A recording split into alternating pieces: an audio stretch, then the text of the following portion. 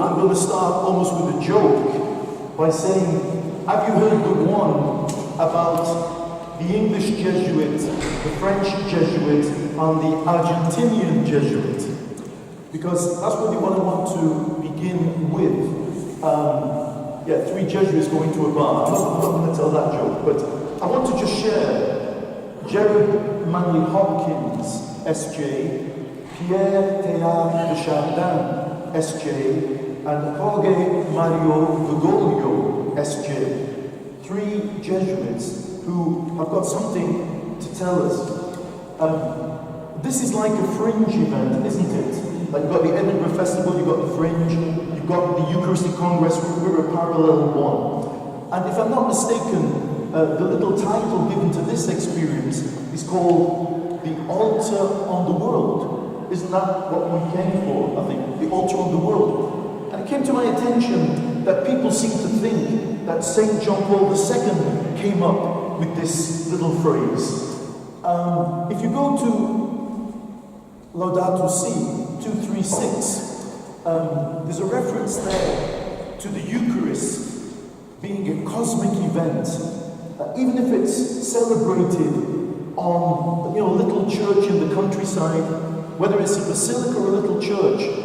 John Paul II says every celebration of the Eucharist is on the altar of the world. So people seem to think that John Paul II invented that. Well, let me tell you, when John Paul II was a little boy of 3, Karol Wojtyła, there was someone on the steppes of Mongolia writing about the altar on the world, the Mass of the world. And that was Pierre Teilhard de Chardin, the famous French Jesuit, a paleontologist and a geologist, who in 1923 was on his first excursion to China, and by the Yellow River on the steppes of Mongolia, he realized trekking for several days, no wine, no bread, no chalice, no paten, no altar.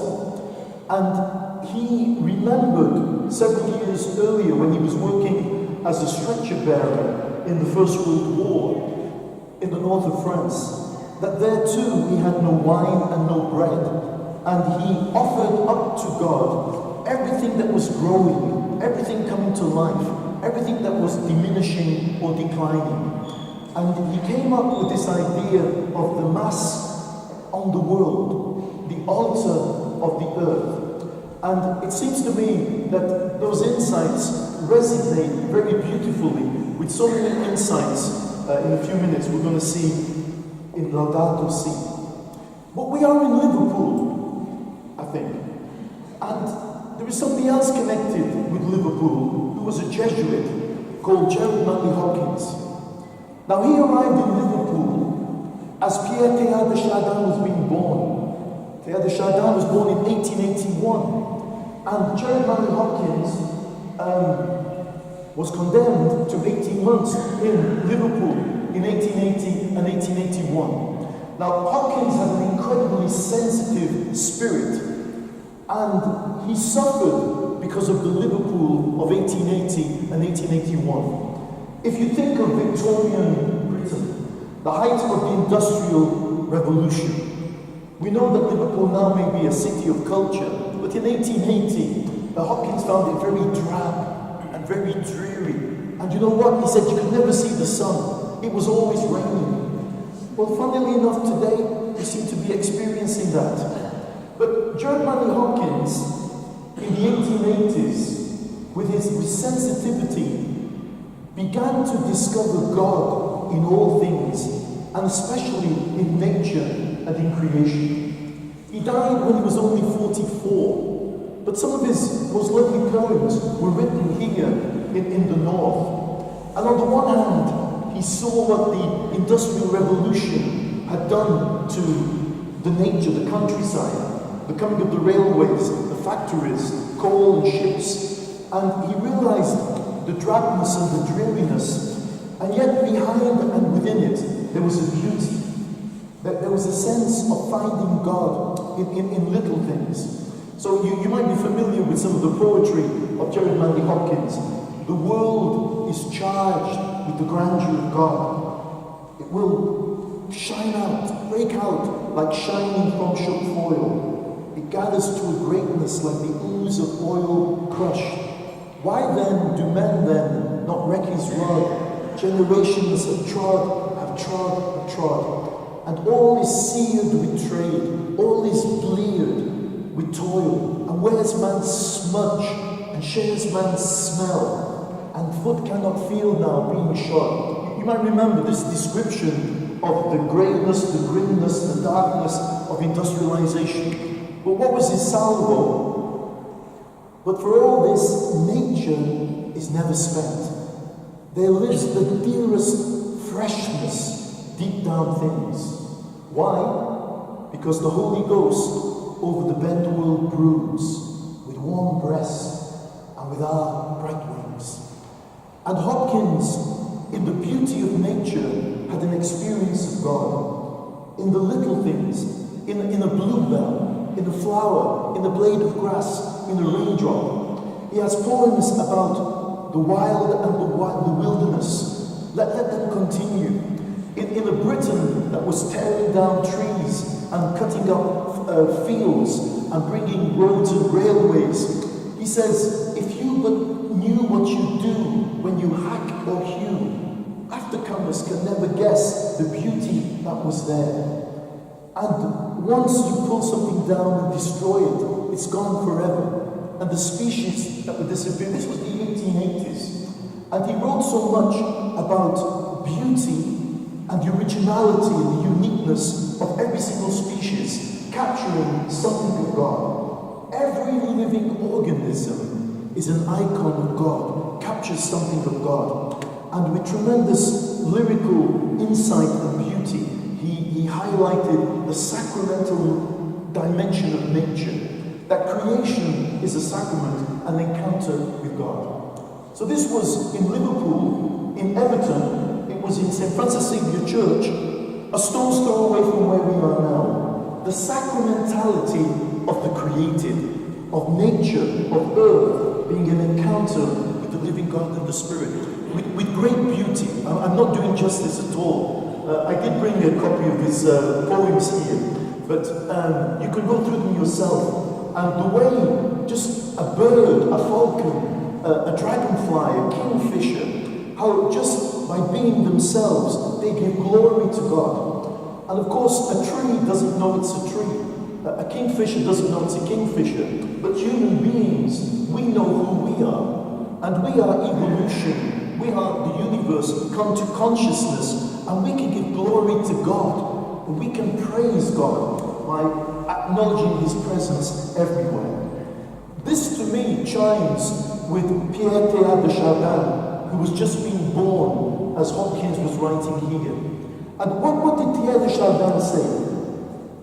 All of us, not just ordained ministers, but every woman, every man who is baptized, we are priests of creation. And we have a task in the world to lift everything up and to give it back to God. To lift up nature and creation itself and give it back as an offering to God in recognition of the majesty of the Lord. And so, very beautiful, Teilhard de Chardin says, an angel is pure spirit. An angel can't bring matter and earth back to God. But human beings, because of the incarnation, we are matter and spirit. And in the unity of the person, we have to lift up all of created matter. So, he first came across this idea when he was in the trenches, 1917, 1918, with the devastation of human life. And having no wine, no bread, no chalice, no paten, no altar.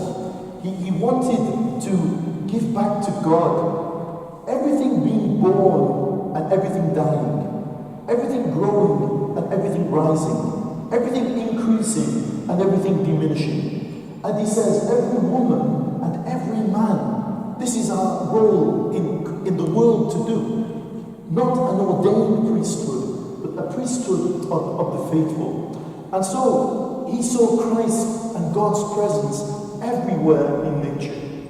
So here we have a French Jesuit. He will die in exile in New York in 1955. His writings being subject to investigation, him being silenced. And it's only after his death, the beauty of the insight of Teilhard de Chardin, finding matter and the earth as a means of encountering God. Why? Because of the incarnation. The Word became flesh. The Word didn't become man. The Word didn't become humanity. It became flesh, sarx. And through God becoming created flesh, all of created reality can come back to God. The incarnation has changed everything. As Hopkins would say, the world is charged with the grandeur of God, like an electrical or magnetic charge. Everything is telling of God, speaking of God.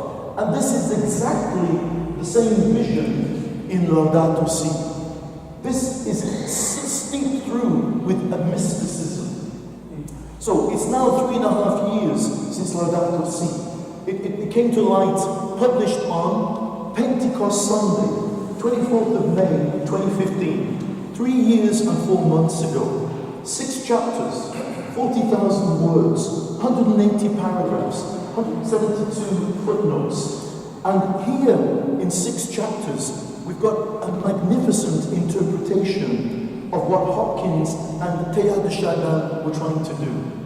The mysticism of everyday life, the encounter with God through the little things and the beauty of creation, culminating in the Eucharist. The references to the Eucharist are only in the last chapter, almost en passant. I think it's 236, the paragraph 236 about the Eucharist. We've got 6 chapters which seem to me capture the methodology of the young Christian workers and the young Christian students. See, judge, act. The first 2 chapters describing what have we done with our world. But 20 centuries of Western and Northern kind of domination. What have we done? So the opening chapter, see what we have done. See and then respond, evaluate, weigh up, judge. And then the last 2 chapters, what can we do about it? It makes for hard reading. He doesn't pull any punches. He says it as it is.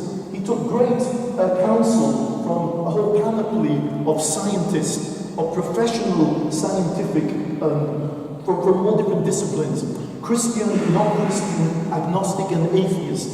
And he put together in these 6 chapters an incredible vision of reality and this created world with this method of see, judge and act. And it ends by an invitation to a conversion, an ecological conversion. He calls for a new ethos, a new culture. We need a massive transformation because of the terrible things that we've done over the last 20 centuries in the North.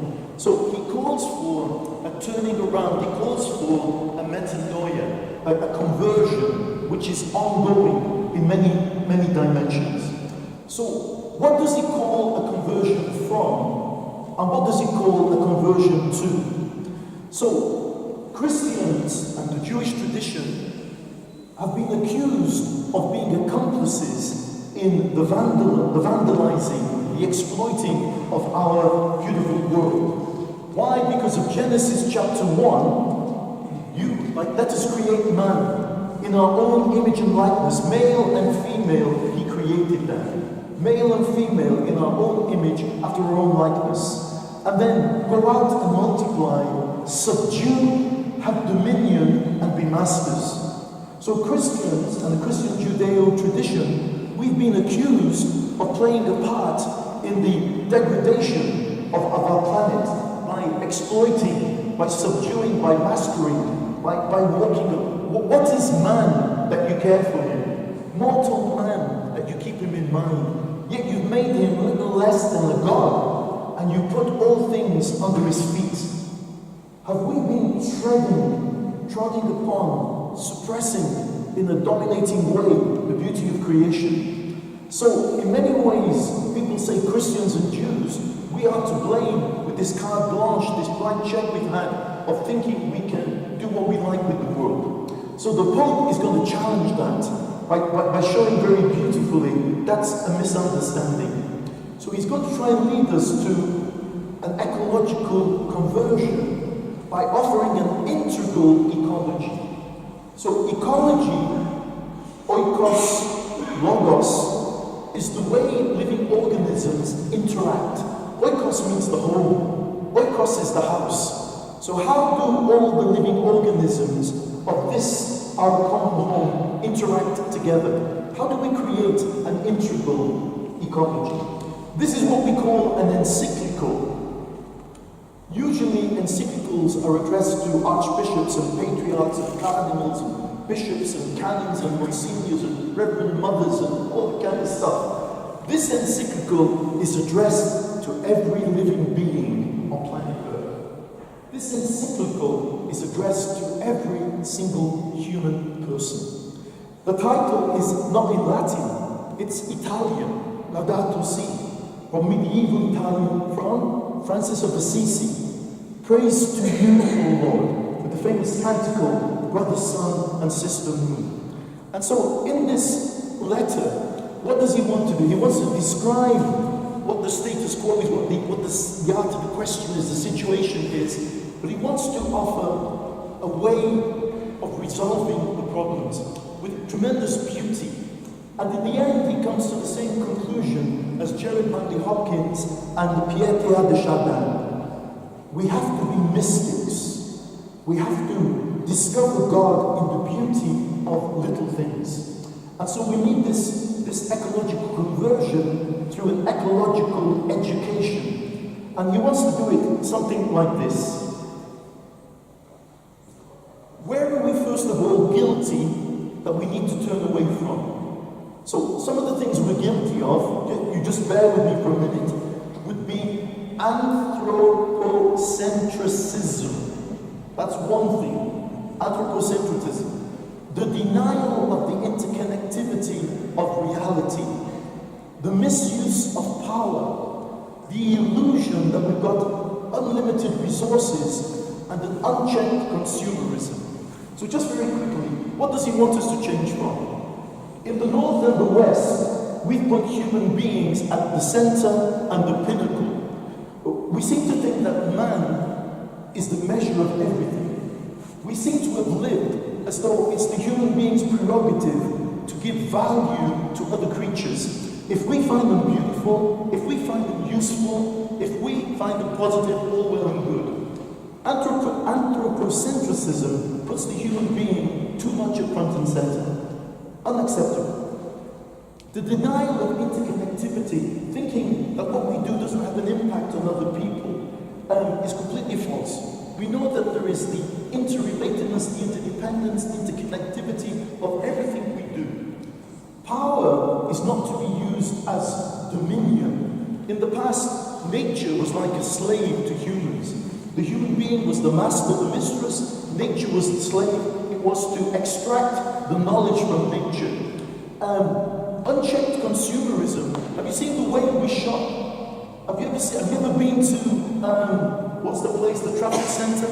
You've seen the Trafford Centre, like a cathedral, or the Arndale, or whatever it is in Liverpool? You know, René Descartes said, cogito ergo sum. The new slogan is Tesco ergo sum. Tesco ergo sum. I shop, therefore I am. Unchecked consumerism. Living our lives as though we thought unlimited resources of fresh air and water and oxygen, etc. When I spent 11 years in Africa, when you're in the bush, you need a four-wheel drive. When you're going through very muddy, sandy areas, you need a four-wheel drive. In the middle of Manchester, I've got 3 schools in the parish.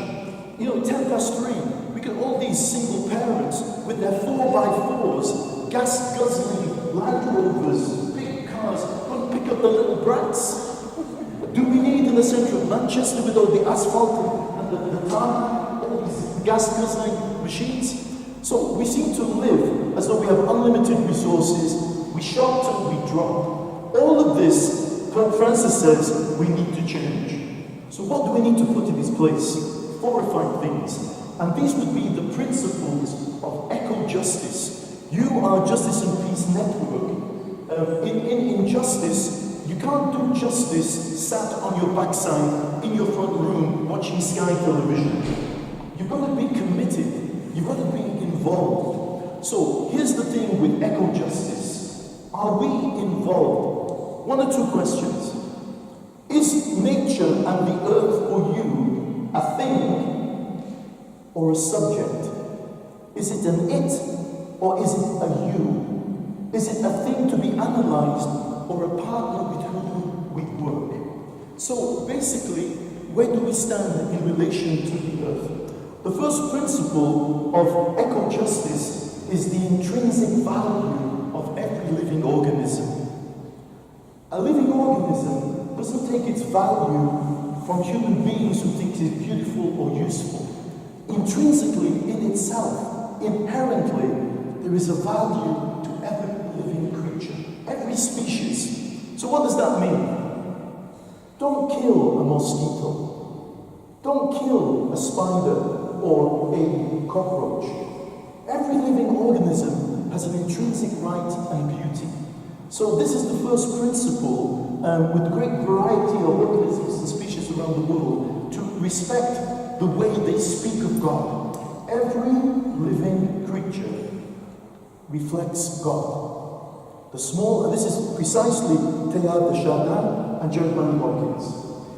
Secondly, to repeat and to uphold the principle of interconnectivity.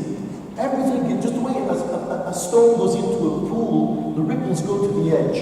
Everything we do in life, every decision, every action has an impact, is connected, is related, is dependent. And so basically, we have to uphold the principle of interconnectivity. The principle of voice. Is the world a thing, or is the world a subject that can celebrate and even lament? Do you remember the Bible? The hills leaping for joy, the mountains singing. In Genesis, the earth opens up to receive the blood of Cain, who's been murdered by his brother. The land opens up. In Lamentations, the earth vomits. It vomits up what is being defiled. Look at the way the deserts, the trees, the deforestation. Are these inanimate objects, or are they crying? Are they speaking out?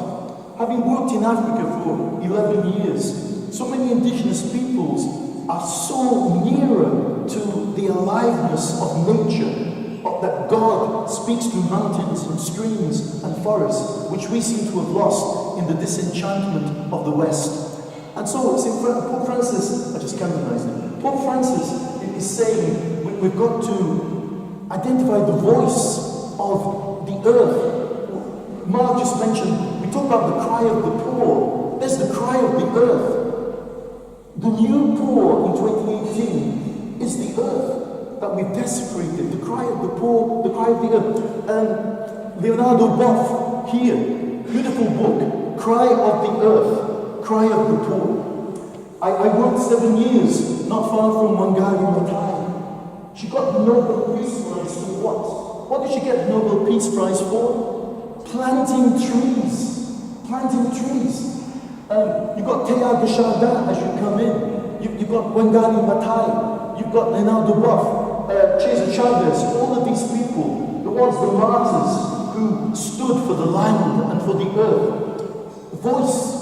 Just very quickly, what do we need conversion from? Is it not true that Catholics and Christians and Anglicans and Baptists, have we not been guilty of dualism? Have we not been guilty of anthropocentrism? Have we not been putting heaven up above and hell down below and earth like a sandwich in the middle? If there's any Catholics here, I don't know if there are, I don't want to offend you, but the way we pray is the way we believe. Lex orandi, lex credendi. Did you ever hear of Hail Holy Queen? Did you ever hear of Salve Regina? Did you ever hear of it? Beautiful prayer. Hold on. Hail, Holy Queen, Mother of Mercy. Hail our life, our sweetness, and our hope. To thee do we cry. Poor? What? Banished children? To thee do we send up our... What? What? Doing what? Mourning and weeping. Where? In this valley of tears. Excuse me.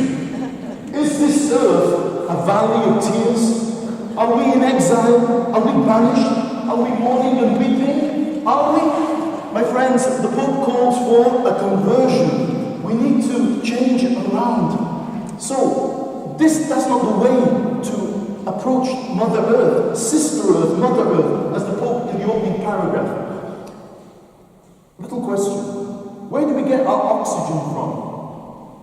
The Earth. Where do we get water from? The Earth. Where do we get food from? Where do we get our chromosomes from?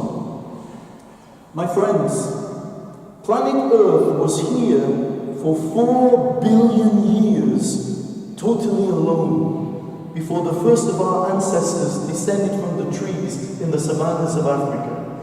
4 billion years, Earth was here on its own. We've only been around for 200,000 years. Anatomically, human beings, Homo sapiens, like you and I. Our chromosomes, our oxygen, our water, our food is from the Earth. The Earth has been taking care of us as a custodian.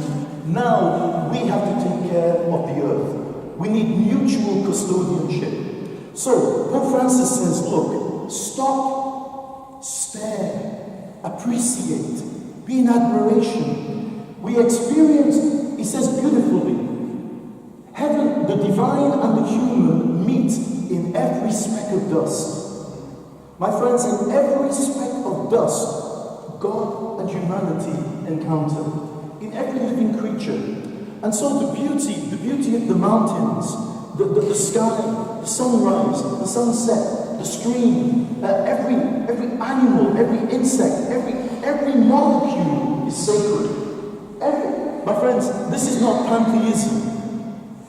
Teilhard de Chardin was accused of pantheism. For Teilhard de Chardin, God, everything was not God, but God was in everything.